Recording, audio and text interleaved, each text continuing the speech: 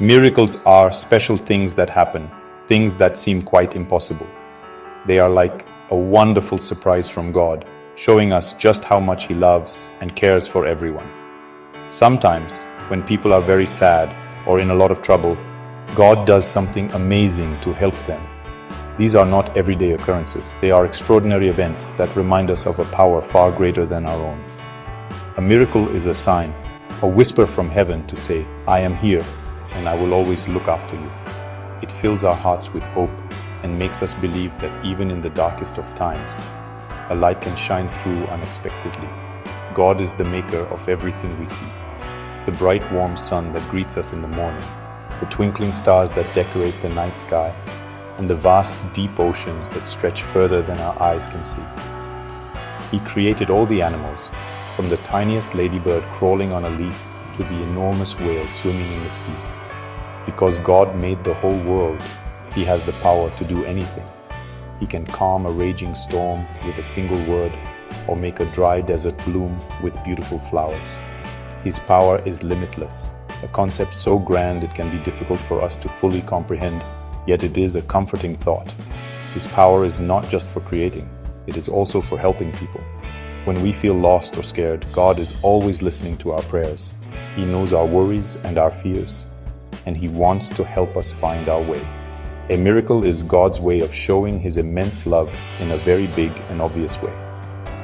It is a story that gets told again and again, passed down through generations so that people never forget how great and good God is.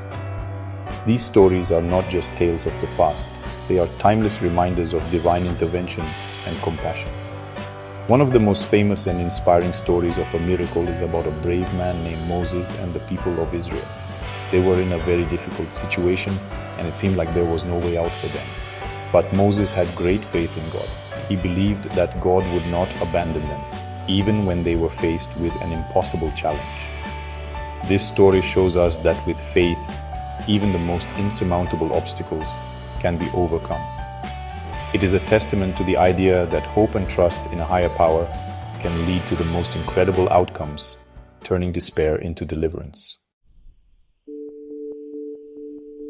Moses was a kind and brave leader. He was chosen by God to help His people, the Israelites. For many, many years, the Israelites had been living in a land called Egypt. They were not happy there because the ruler of Egypt, a powerful king known as the Pharaoh, was very cruel to them. He made them work very hard as slaves, building his grand cities and temples under the hot sun.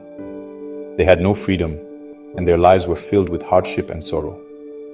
They prayed to God every day, asking Him to rescue them from their suffering and lead them to a new home. God heard their prayers. He spoke to Moses and gave him a very important job to do. "Go to the Pharaoh," God said, "and tell him to let my people go."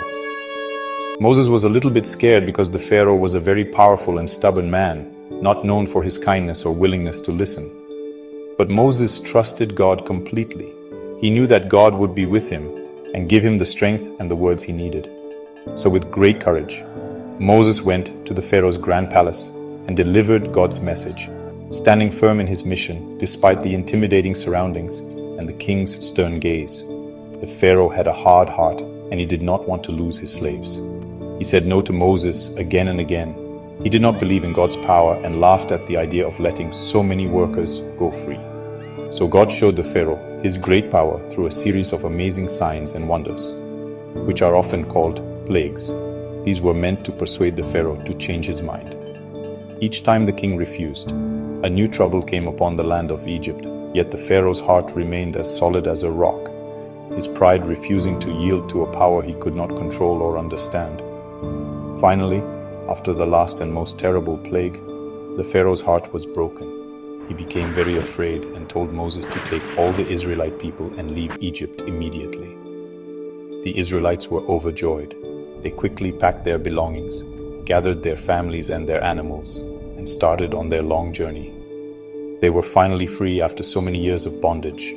With Moses leading the way, they walked out of Egypt, their hearts filled with hope and gratitude, dreaming of the promised land that God had told them about, a land where they could live in peace and worship freely. The Israelites had not been traveling for very long when the Pharaoh changed his mind once more. He became very angry that he had let all his slaves go. "Why did we do this?" he shouted to his army commanders. "Who will build our cities now?" So he gathered his best soldiers and his fastest chariots, powerful war machines pulled by strong horses, and set off in hot pursuit of the fleeing Israelites. He was determined to capture them and drag them all back to Egypt, to force them back into a life of hard labor and servitude under his unyielding rule. The Israelites were walking near the edge of a great body of water called the Red Sea. They looked behind them and their hearts sank with fear.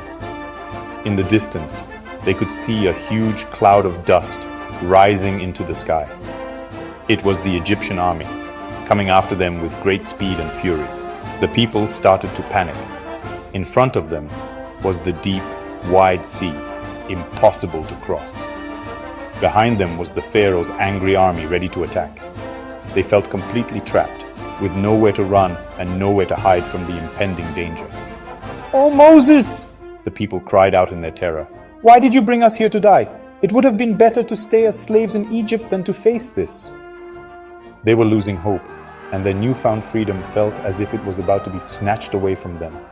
The sound of the approaching chariots grew louder and louder, and the waves of the sea crashed against the shore in front of them. It seemed as if their journey had come to a terrible and tragic end before it had even truly begun, a final, cruel twist of fate. But Moses was not afraid. He stood tall and spoke to the frightened people with a calm and steady voice. "Do not be afraid," he said, his words cutting through their panicked cries. "Stand still and see the wonderful thing the Lord will do for you today. The Lord himself will fight for you. You only need to be still and have faith." Moses knew that God had not brought them all this way just to let them be captured. He trusted that God had a special plan, a miraculous solution that they could not yet see. Moses turned towards the vast, churning sea and prayed to God with all his heart. He asked God to save his people from the approaching danger. God heard Moses' prayer and spoke to him. "Tell the people to move forward," God said. "And you, Moses, lift up your staff and stretch your hand out over the sea. I will make a path for you." It was a command that seemed impossible, asking them to walk directly into the water, but it was a test of their ultimate trust and obedience in the face of overwhelming fear and doubt. So Moses did exactly as God had told him. He lifted his special staff and stretched his hand out over the deep, blue water of the Red Sea. As he did this, a powerful east wind began to blow. It blew all through the night, a mighty and relentless gale. And then the most amazing thing happened. The water of the sea began to part. It split right down the middle, creating a wide, dry path from one side to the other. The water piled up on either side like two great, shimmering walls, held back by God's invisible hand. Moses led the Israelites onto the dry land in the middle of the sea. The people were astonished, their fear turning into awe and wonder. They walked between the towering walls of water, their feet on dry ground, with the fish swimming on their left and on their right. The whole nation, men, women, children, and all their animals, walked safely across to the other side.